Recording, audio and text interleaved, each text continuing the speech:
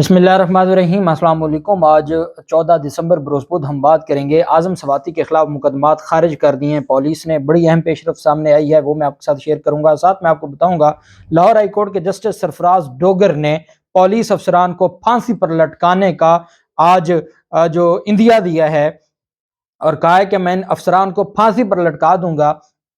क्या मामला है? और दूसरी तरफ जो एक से जायद मुकदमात हैं मुल्क में मुख्तलिफ शहरों में जो मुकदमात दर्ज करने का ट्रेंड है, इस पर इस्लामाबाद हाई कोर्ट ने बड़ी सख्त कार्रवाई शुरू कर दी है। उसकी तफसील भी मैं आपके साथ शेयर करूंगा। पहले हम बात कर लेते हैं आज़म सवाती का जो मामला है। आज़म सवाती के मामले पर क्योंकि आज़म सवाती के खिलाफ पूरे मुल्क में मुकदमा दर्ज हुए हैं। इससे पहले अरशद शरीफ के खिलाफ पूरे मुल्क में मुकदमा दर्ज हुए, शहबाज गिल के खिलाफ मुकदमा दर्ज हुए और शहबाज गिल ने एक दरख्वास्त दायर की थी। आज इस्लामाबाद हाई कोर्ट में बेसिकली एमडी जो पीटीवी है उनकी जानिब से दरख्वास्त दायर की गई थी कि मेरे खिलाफ इस वजह से दहशतगर्दी का एक पेशावर में मुकदमा दर्ज हुआ है और एक मुकदमा मेरे खिलाफ पंजाब में हुआ है, लाहौर में, कि मैंने जावेद लतीफ़ और मरियम औरंगज़ेब की प्रेस कॉन्फ्रेंस चलवाई है पीटीवी पर, जिसमें वो इमरान खान पर मजहबी मुनाफरत फैलाने का इल्ज़ाम लगा रहे थे और मजहबी मुनाफरत फैला रहे थे जावेद लतीफ़ और मरियम औरंगज़ेब। इस्लामाबाद हाई कोर्ट में दरख्वास्त दायर की गई। इस्लामाबाद हाई कोर्ट ने पहले जवाब तलब किया था तो वफाकी हुकूमत ने कहा जी कि सूबे हमारे कंट्रोल में नहीं है, तो उस वजह से इस्लामाबाद हाई कोर्ट इसको ना देखे। ये जाके अगर इन्होंने रिलीफ लेना है तो लाहौर हाई कोर्ट में दरख्वास्त दायर करें और दूसरी जानिब पेशावर हाई कोर्ट में।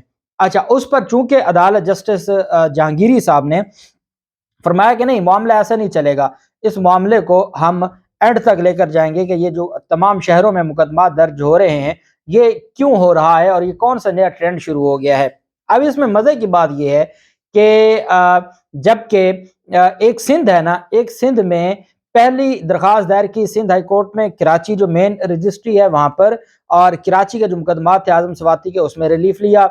उसके बाद आज़म सवाती ने हैदराबाद सर्किट जो ब्रांच है सिंध हाई कोर्ट की, वहां से हैदराबाद के डिवीजन में जो मुकदमात हैं उनमें, और आज सखर जो ब्रांच है, जो सखर रजिस्ट्री है सिंध हाई कोर्ट की, वहां पर दरख्वास्त दायर की गई है वहां के एरिया के मुकदमात खारिज करने की। चूंकि सिंध हाई कोर्ट आज़म सवाती है ना, आज़म सवाती को एक सिंध में सिंध हाई कोर्ट तमाम मुकदमात नहीं खारिज कर रही, डिवीजन वाइज खत्म हो रहे हैं। तो यहाँ पर मुकदमात हैं पेशावर में और मुकदमात हैं यहाँ पर जो लाहौर में, और इस्लामाबाद हाई कोर्ट उस पर एक्शन ले रही है। मुझे याद है शहबाज गिल जब गए थे, शहबाज गिल ने और अरशद शरीफ का ये जो इनके खिलाफ कराची का एक मुकदमा दर्ज हुआ था और एक मुकदमा लाहौर में हुआ था। अरशद शरीफ ने भी मुकदमा चैलेंज किए, इमरान रियाज खान ने भी मुकदमा चैलेंज किया, और उस वक्त अदालत की जानिब से ये कहा गया था कि चूंकि ये हमारे दायरे इख्तियार में नहीं आता, ये टूल प्लाजा से उस तरफ गिरफ्तार हुए, तो हम इस मामले में इंटरफेयर नहीं करेंगे। फिर हमने देखा कि अरशद शरीफ जाता रहा। अगर अरशद शरीफ की दरख्वास्त पर ऐसे ही ऑर्डर जारी कर दिए जाते कि तमाम जो सूबों में मुकदमात हैं ये कैसे दर्ज हो गए हैं, तो हम समझते कि क्या बात है। आज़म सवाती को इस्लामाबाद हाई कोर्ट से कोई रिलीफ नहीं मिला, उनको बलोचिस्तान हाई कोर्ट से मिला है या सिंध हाई कोर्ट से रिलीफ मिला है। शहबाज गिल की क्वेश्चन की दरखास्त थी, कोई पता नहीं है कि वो कब फिक्स होगी और क्या होगा। उनकी एक दरखास्त ये भी थी कि मेरे खिलाफ कराची में भी मुकदमे हैं, यहाँ भी मुकदमात हैं, कोई रिलीफ नहीं दिया गया। आज वहां पर जो मरियम औरंगजेब और जावेद लतीफ के खिलाफ जो मुकदमात थे उसमें एमडीपीटीवी ने दरखास्त दायर की हुई थी। जस्टिस तारिक महमूद जहांगीरी साहब ने इस पर समाअत की, क्योंकि जो पहली दरखास्तें थी तारिक महमूद जहांगीरी साहब के पास दरखास्तें नहीं थी। पहली दरखास्तें थी जस्टिस आमिर फारूक साहब के पास, जो शहबाज गिल की मैं आपको बता रहा हूँ। जस्टिस तारिक महमूद जहांगीरी साहब के पहले भी बहुत अच्छे फैसले हैं और ये देर आया दुरुस्त आया। ये एक ट्रेंड है जो वी लॉक करने वाले हैं उनके खिलाफ पाकिस्तान के तमाम सूबों में मुकदमा दर्ज हो जाते हैं। अगर कोई सहाफ़ी है उनके खिलाफ मुकदमा दर्ज हो जाते हैं। ये अच्छा फैसला है, मैं सिर्फ आपको फ़र्क बता रहा हूँ कि क्या प्रायोरिटीज़ कैसे होती हैं।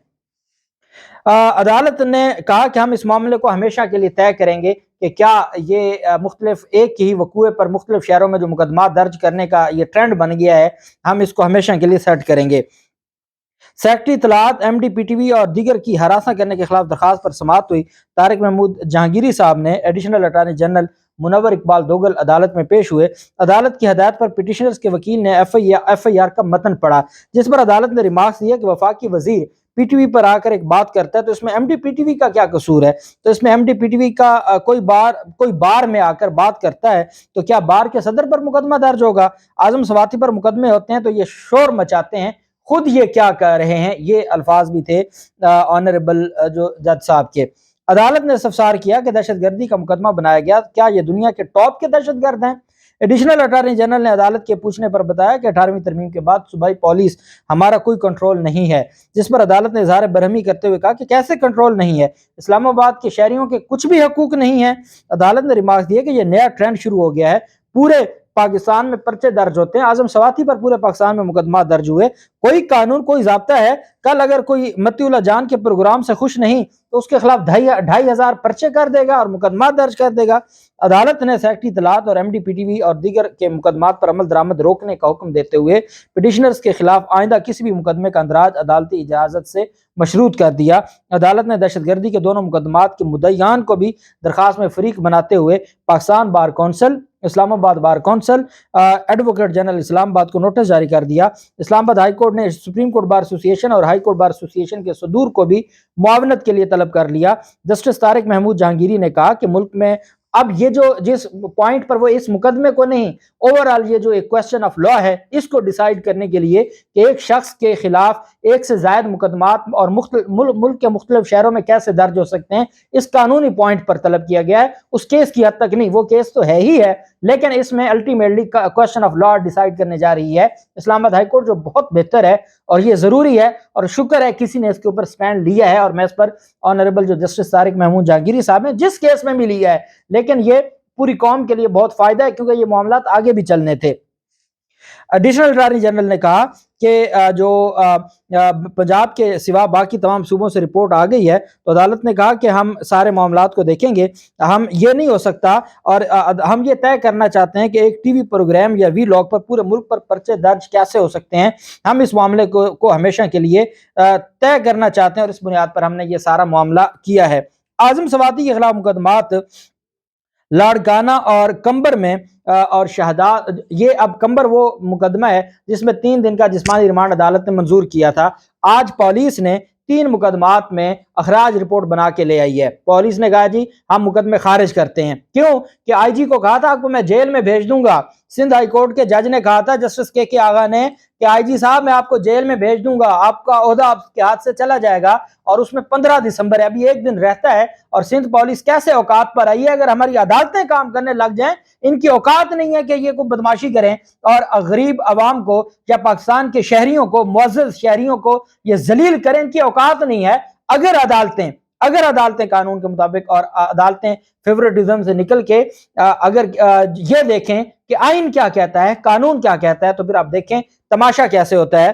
بہرحال لاڑکانہ، کمبر شہداد کوٹ اور کشمور میں درج مقدمات ختم کر دیے گئے ہیں، اور پولیس نے مقدمات ختم کرنے کی جوڈیشل مجسٹریٹ اینڈ سول جج نصیر آباد کی عدالت میں آج جواب جمع کروا دیا ہے۔ ان کی جانب سے اعظم سواتی کے وکیل نے عبدالرؤوف کورائی نے بتایا کہ پولیس کی جانب سے درج مقدمات کی کینسلیشن رپورٹ جمع ہو گئی ہے۔ پولیس نے آئی جی سندھ کے احکامات پر 3 اضلاع کے مقدمات ختم کیے ہیں، اور جوڈیشل مجسٹریٹ آج ان کے چونکہ 3 دن کے بعد جسمانی ریمانڈ کے بعد آج پیش بھی کرنا ہے، تو آج بہت امید ہے کہ انشاءاللہ اسلام آباد میں منتقل کر دیا جائے گا اعظم سواتی کو۔ یہ صرف عدالت کے ڈنڈے کی وجہ سے ہوا، اس کے علاوہ اور کوئی چارہ نہیں تھا۔